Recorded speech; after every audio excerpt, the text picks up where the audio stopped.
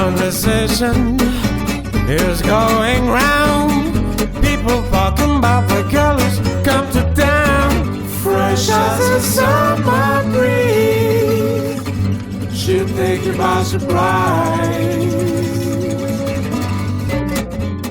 Good morning and welcome to another fabulous episode of Fresh Waves. We have a great show lined up today, but before we start, a couple of shout outs. One to our beautiful Jason Rumball behind the board there. Good morning, Bren. How you doing? Great. Beautiful. It's a beautiful day and you look svelte and happy and healthy. And I sure am. Rosy cheeked and all that. That's why they call me Happy J. Happy J right? all the way. That's right. There you go. Yeah.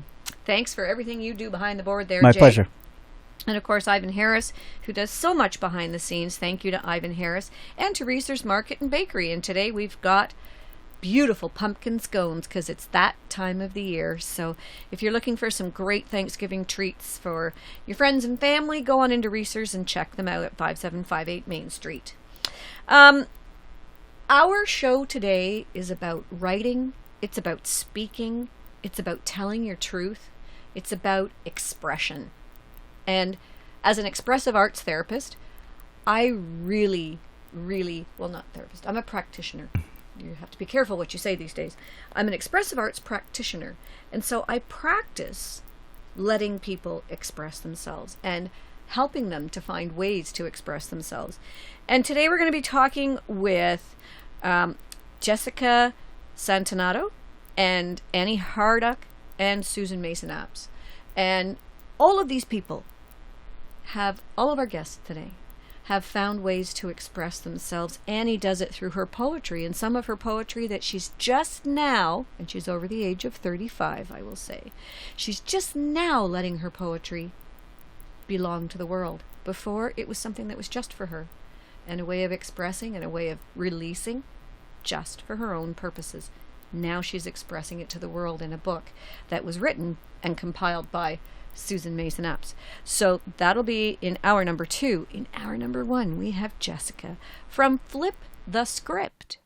And Flip the Script, tell us about it. Jessica, good morning. Good morning, Brenda. Thank you so much for having me. I appreciate this. So Flip the Script is a story sharing community that is based in Vaughan, and we hold monthly events. So it's a story sharing community where everyday people share their stories of adversities and how they overcame in a way that's inspirational and transformational for other people. And then proceeds from those events. And themselves, I'm sure, right? And themselves, of course. Yeah, you'd be surprised how many people get healing through crafting their story. And of course, telling it from the stage. And proceeds from those events support our story sharing program for men who are incarcerated and or who are recovering from addiction. So that's where they get to uncover their life message and get the tools to share it from the stage. That's amazing. It's really amazing. Yeah. In expressive arts, we always talk about the poesis, which is not the end product. It's the process of getting what's inside out, whether it's onto paper, whether it's spoken word, right? Getting it out, letting it be exposed for you, for your own self and for your own healing. So with the people you're talking about, just ordinary people sharing their stuff. Yep. Anyone, as long as you attend one event, you're eligible to apply and speak at the next event or a future event. And it's interesting because there's so many people that say, well, I don't have a story, or they compare their journeys to someone else's and say, well, mine's not as dramatic as theirs, or I didn't go through anything that big, so why does my story matter and who's going to care? But the funny thing is that we all have stories. And our last event was just this past Monday. And the guest MC, as he said, stories are personal, but the messages are universal. And I thought that was really big. Stories are personal and messages are universal. Right. So it doesn't matter what I went through or you went through. There's a message in everything that we've been through, right? It's part of humanity. It's part of our time here on earth. It's part of the growth that we experience. So it's really healing for people to share their stories. I think it is. And it's also empowering. Yes. And it's also nice. We all like connection. Human beings love connections. So when you hear a story of someone else, you think, wow, I'm not the only one.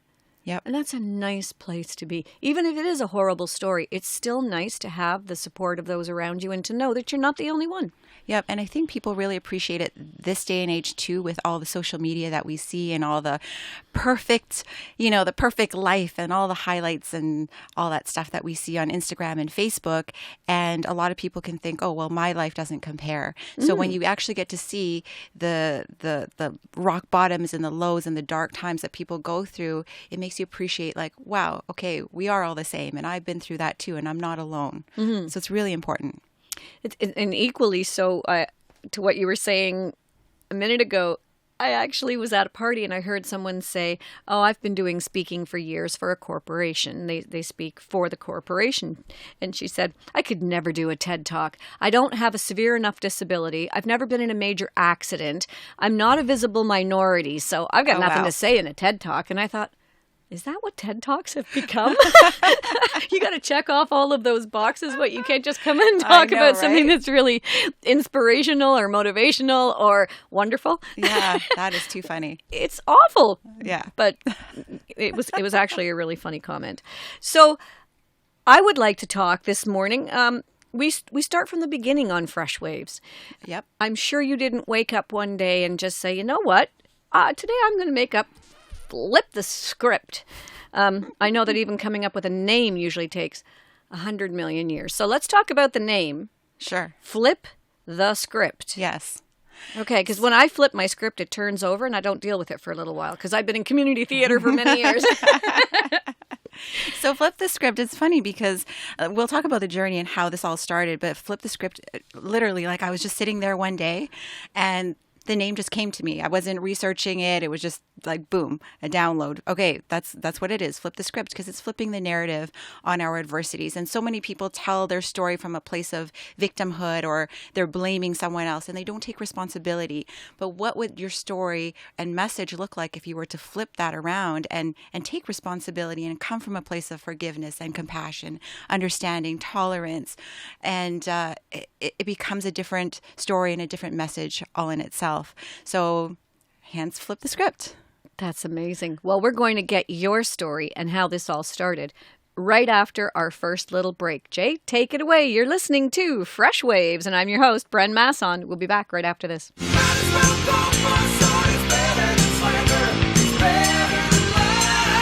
Hi folks, Kim Mitchell here. However you choose to get around, your ATV, your snowmobile, your boat, car, if you have a motorcycle, all these things take 100% of your attention and skill to operate safely. Alcohol impairs that, and bad things can happen. So, be smart, okay? You know what I'm going to say next. This message brought to you from the Safe and Sober Awareness Committee.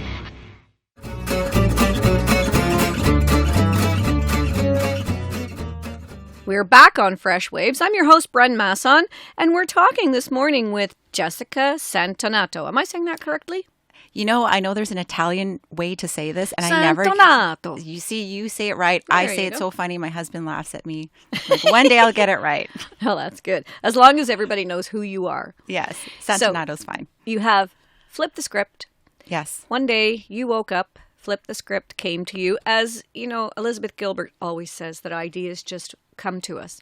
You can choose to go with them, or Right. you can let them go by. Yes. And so that's a really interesting thing, that you caught that idea when it came Yes, to you. Totally.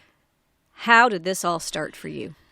So this has been quite the journey. Like you said, I didn't just wake up one day and say, hey, I'm going to start flip the script or even tell my story. And the funny thing is, just because before I get too deep into it, I grew up as a shy kid and practically mute.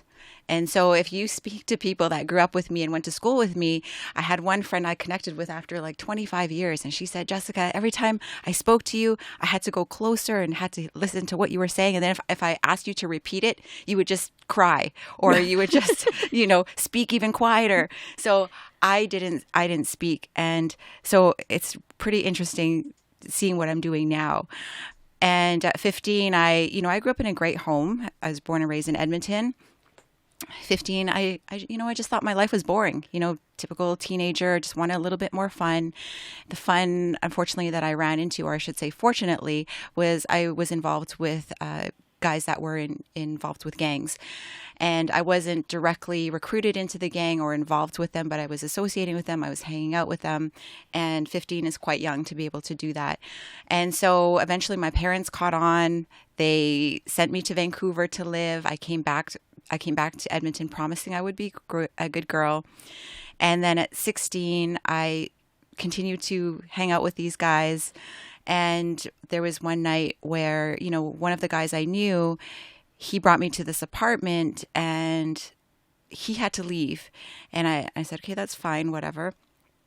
And I was in this dark room and one guy came in and he had raped me and he left. And I remember just feeling really stunned at the time because that had never happened in my life before. And here I was in this room. It's kind of like out of a movie. It was a dark room and a window high up where I can't even, barely on my tippy toes could I reach the window.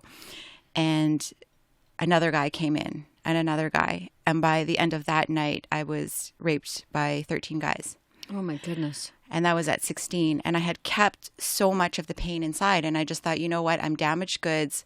I'm not going to tell anybody about this. I had only confided to a high school math teacher that I really liked because my grades were failing. And I just wanted to share with him what had happened.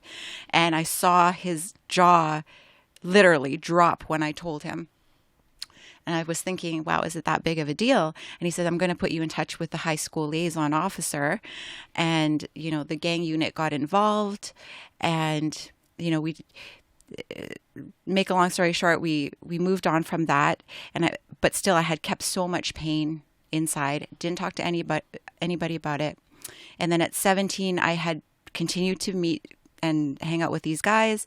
And at 17, I met this guy who I didn't know was a gang leader. And we got involved. The first night we were together, we had sex. And he joked that he was going to kidnap me. And, in full transparency, back then, and I have no problem sharing this, the night that I had met him and the other guy that I knew, they said, we're going to go somewhere. And I didn't question anything. So I went with them and it turned out to be a drug house. So we were wrapping drugs there. And that's when he joked, the guy that turned out to be a gang leader, he said, I'm going to kidnap you. And I kind of had this nervous laugh, okay, sure. And I went home with him that night and I ended up staying with him, for years later. And so 2 weeks after we met, he was arrested.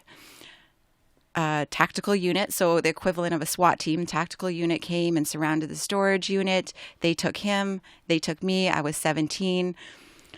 Something out of a movie, like all these big guns drawn, megaphone, turn around, walk backwards, handcuffed. And he was incarcerated. They let me go after signing some papers.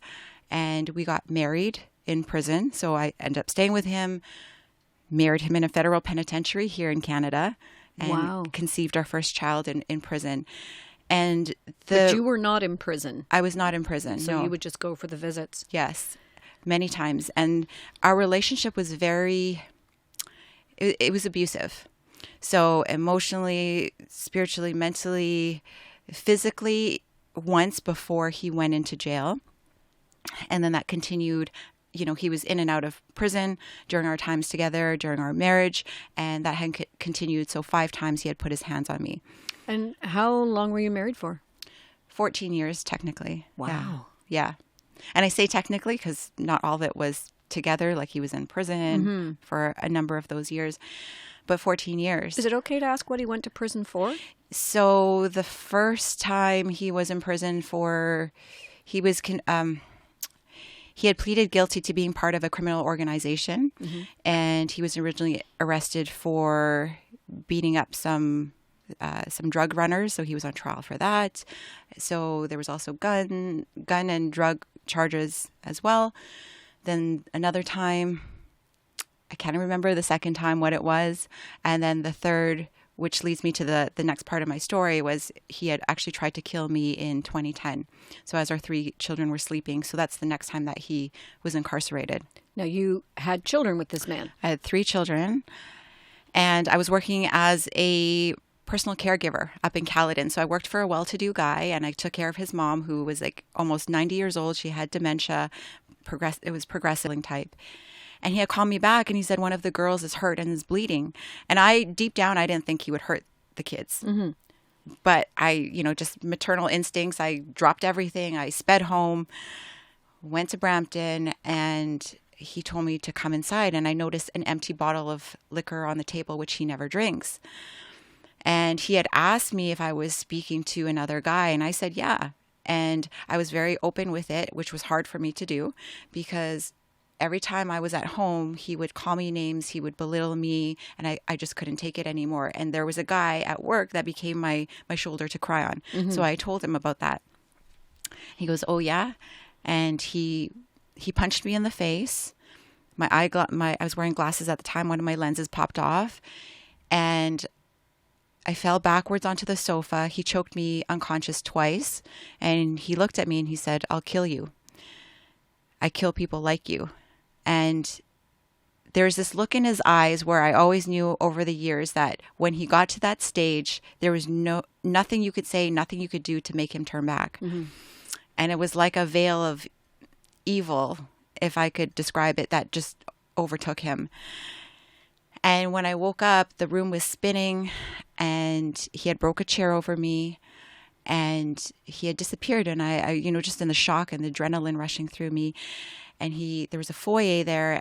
He came around the foyer and he picked up about an 8-inch stainless steel kitchen knife. I don't know when he placed it there, but he had picked it up. And all this time I'm thinking my kids are sleeping upstairs. They were very young at the time. I think the youngest was about 3 years old, right? Like 3, 5, and 7. And he picked up the knife and he walked towards me. And I remember thinking, wow, this is the last scene I'm going to see before I die. Like, this is it. And I was just, funny to use the word appreciation, but appreciating how fast life can end, like just like that. And all I could do in the moment was pray that this wasn't going to hurt too much, because he was, I'm like 5'4". At the time I was like 135 pounds. He's 6'1", 270 pounds. People thought he was a football player. So when he came to me, there was no way I was going to try to fight him. And he lifted the knife above my head and I just braced for the impact. And I remember feeling the knife pierce the top of my scalp, and I felt the in and out motion, which was pretty creepy. Mm-hmm. And thank goodness that our bodies are designed to have this adrenaline that protects you, because if hopefully no one's been shot or stabbed or anything like that, but if those things happen to you, you don't feel the pain. So I actually didn't feel anything burn until moments later, right? Minutes later, maybe even hours later, it just burns and burns and burns. So I didn't even know the extent of my injuries until later on, and until I looked in a mirror. So he was not arrested right away. I went... But at that time, yeah. Did you call 911? I didn't. What happened at this point? So my kids were sleeping and he had left the house, which was also a shock to me. And so we had 2 cars at the time. So he took one. He stabbed you once and then he stabbed just me. left? He stabbed me once and he stopped. And that's why I was shocked. And I didn't find out till later. It was because the rosary he was wearing, which usually you don't wear rosaries, mm-hmm. but it was decked out in diamonds. So he did. The rosary he was wearing, it broke. And he said that snapped him out of his rage, where he was like, what the F am I doing? Right. So when I do talks nowadays, I actually bring that piece with me and I share it with people, because if it didn't break at the time, I don't know if I'd be here speaking with you, Brenda. Right. So he had left the house and I knew he had a gun somewhere. So I thought he's either going to come back and shoot me or he's going to go kill himself. As soon as I heard him take the other car, I ran upstairs and I grabbed the kids. I was bleeding everywhere and I can imagine. Grabbed the kids, grabbed blankets, toys, and I put them in the SUV in the garage and I just took off. And I went to my employer's place. Crazy enough, I wrote a note saying, I'm so sorry I had to leave. I'll be back in the morning for my 9 a.m. shift, which is crazy to even say that, right? It's an adrenaline rush, right? It's the adrenaline rush, yeah. And so I left and I didn't know what to do. I thought I was going to go to Shoppers Drug Mart and get some bandages to bandage myself up. But the reason why I didn't go to the police or hospital right away was, number one, I came from a lifestyle of you don't go to the police for anything. Mm-hmm. right? And then also I had an incident back in Vancouver. So when I used to live out in Vancouver, he had actually threatened to kill me. He didn't actually try to kill me, but he had threatened to kill me at one time when my oldest was 2 and my youngest was still in a baby carrier. And I had went to the police headquarters it was actually Coquitlam, BC, just outside of Vancouver. I walked up the police steps and there was a female police officer at the front desk. And I said, look, my husband, I was in tears. I said, my husband threatened to kill me. She said, do you have family in the city? And reality is I have a lot, but I said, yeah, I have an uncle. She slid me the phone and she says, if you don't call him right now and tell him what happened, I'll have your kids taken away from you. That's helpful. I couldn't believe I was hearing this from the police. And then second of all, a female police officer. And she said, I'm not a counselor. You have girlfriends for that. Holy moly. And this was at headquarters That's crazy. Yeah, it is. And so I was scarred by that experience. So when this happened in 2010, I thought the police are going to take my kids away. Mm-hmm. There's no way I'm going to them. So I didn't. And I think this is important to share too, because there are loopholes and I'm very blessed to have gotten out, but I know that there's so many women that have gone back and have not made it out. And so thankfully I've gotten to share that piece with some police officers. So I went back to the marriage, crazy enough. So I had a relief. I went to my employer's place. He has a beautiful farm up in Caledon, got to heal, went there for a couple of weeks, and we got back together. So my husband and we got back together. I know that sounds crazy. And this is a typical, again, like abuser-abusee cycle thing. And I went back and we tried to make it work. Except when I would be washing dishes, I had started to get flashbacks and I thought he was going to come from behind and stab me or shoot me. And I was started to drop things around him. And I said, this isn't going to work. And I was seeing a counselor at the time that Victim Services had given me. And it was only because, so many details in here, but because I was reported in a different jurisdiction than it actually happened, the attack happened. Okay. The jurisdiction that it was reported to gave me access to Victim Services, even though he wasn't charged yet. So I was seeing a psychologist. You're only allowed 10 sessions. And I went, and one day she said, Jess, what happens if you go to the police, you don't actually report it, but you just say, what if I was to report this? What would happen to him? So I was like, yeah, maybe. So one day I was driving to work and I had passed headquarters already, and I felt like literally something divine took control of my steering wheel and turned it back around, and I ended up going to headquarters. Mm-hmm. Like, okay, I'm doing this. So I walk in, female police officer again. So I'm like, oh geez, here we go. Goodness. So I told her what happened, and she said, okay, let me go speak to my supervisor. I'll be right back. She comes back and she said, I'm so sorry. Now that the ball's been dropped, we have to go arrest him. I'm like, no, you can't go arrest him. You don't know who he is. He's going to come kill me. She's like, I'm sorry. We have to go. Don't worry. Your kids won't see it. All that stuff. They went to arrest him. He didn't actually know it was me that went to the police. And so we were back and forth and I ended up visiting him in jail. So my employer actually, a well-to-do guy, he retained some of the best lawyers in the city. And he said, look, you can pay me back when you're a millionaire. So I'm very blessed to have him. And I was secretly for a few months going to the prison to go visit him. And I said, I'm going to recant my statement to get you out of jail and say that I lied about everything. And I was bringing my kids to go see him. And finally one night I had someone gave me a come to Jesus talk, and including 2 of my lawyers, they said, he's not a good husband. He's not a good father. Just if you want us to represent you, you cannot go see him. And January of the following, happened in December. So the January, that was it. I never went back to jail. I left him there, listened to my lawyers, and thankful. I was very blessed to have that structure in my life, to have my lawyers, to have my employer to just hold me there, right? Like my employer said, you started something, you need to finish it.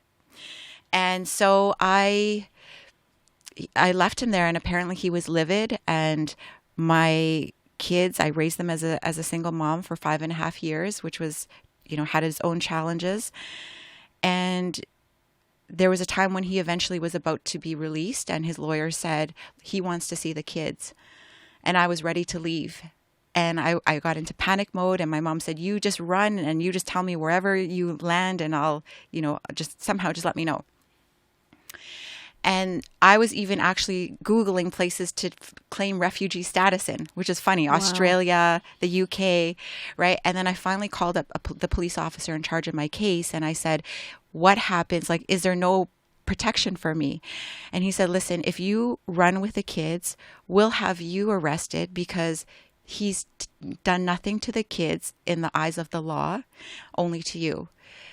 So I'm like, how screwed up is this, right? Oh, man. So any mother is having heart palpitations right now because that's just so wrong. Yeah, I could not believe it. And my mom was she couldn't believe it as well. So I was ready to run. And I had a friend at the time, she was on the spiritual path. And she said, Jess, you just need to trust. I'm like, no, you're crazy. What are you talking about, trust? She's like, Jess, she took my hand. She's like, you just need to trust. I was like, whatever, you're nuts, right? So and then here I am working. I started an entrepreneurship journey, and I was working one day, and then something hit me, just like I told you that flip the script, just a message. I got this message that said, Jess, if you run now, you're going to run for the rest of your life. Yeah.